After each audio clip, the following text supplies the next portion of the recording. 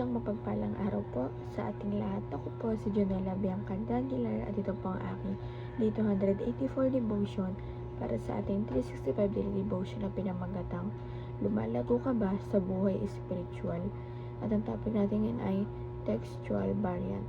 Sabi po dito yung concept na textual variant refers to the small differences that appear among the thousands of ancient copies of scripture. This can involve spelling, word order, or even the inclusion or omission of a phrase. While some may seem concerning at first glance, none of them change the central doctrines of the Christian faith. Instead, they show God's providence in preserving His word through history. The scriptures are infallible in their original manuscripts, and that God has faithfully preserved His truth so that His people can trust the Bible as fully reliable for faith and life. At ang Bible verse mo ay matagpuan sa Psalm chapter 119 verses 89, and it says, Your word, Lord, is eternal. It stands firm in the heavens. Sa Tagalog po, magpakailanman, O Panginoon. Ang iyong salita ay natatag sa langit.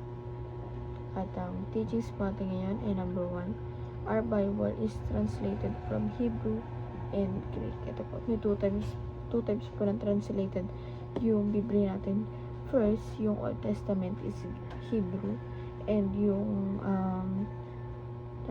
New Testament naman ay sa Greek. Pero it doesn't matter kung translated siya kahit saan. Hindi para hindi natin pagkatiwalaan yung Biblia dahil sa iba't ibang translation niya. Hindi po, dahil isa lang naman yung punto nun. Kahit nga yung spelling, diba, hindi yung big deal sa kanila. Basta magkatunog, basta magkapares lang ng meaning, walang problema. And number 2 po, our Bible is product of 2,000 years of copying. Ito po talaga ang tagal na itong Biblia, way back 2,000 years ago pa. Nung sinauna pa yung mga ninuno pa natin yun. Ito talaga yung produkto nila 2,000 years ago. And number 3 po, our Bible is a preserved word of God.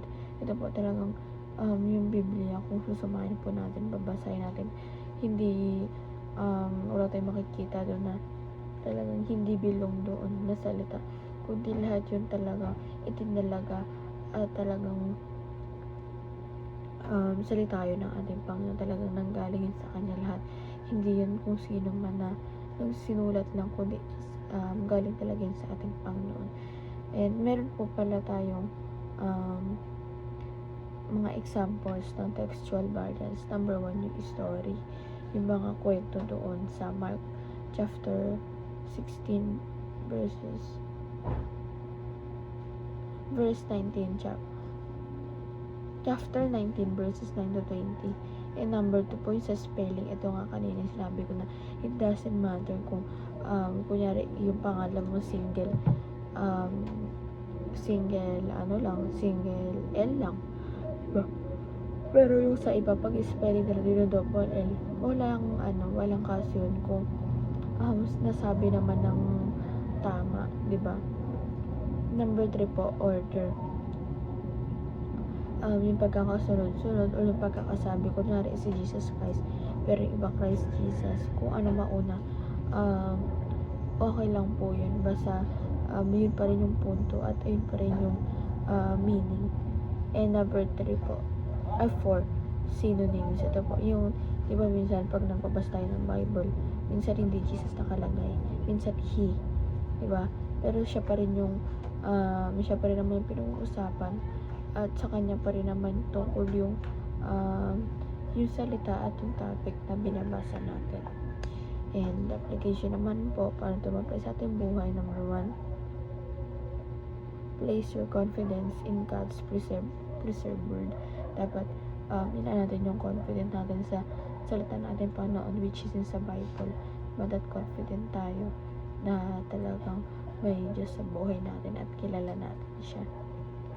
And number 2 po, pursue diligent study of the Bible every day.